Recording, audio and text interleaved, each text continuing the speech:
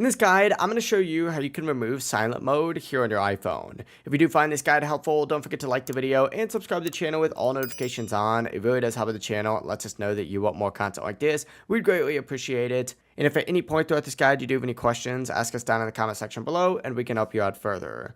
Now, silent mode can be useful in certain situations like during meetings or during movies, but it can also cause you to miss important calls and notifications, so here's how you can turn it off. On newer iPhones, all you have to do is press and hold the silent mode button that's right above the volume controls. On older iPhones, all you have to do is use the physical switch above the volume controls. When it says ring, that means silent mode is off, and then you just gotta flip or press it again if you want to turn it back into silent mode. Now you can also alternatively use the control center. You just got to swipe down from the top right of your screen and look for the silent mode icon, which is going to be like this little bell right here. If it's highlighted, that means silent mode is going to be turned on like that.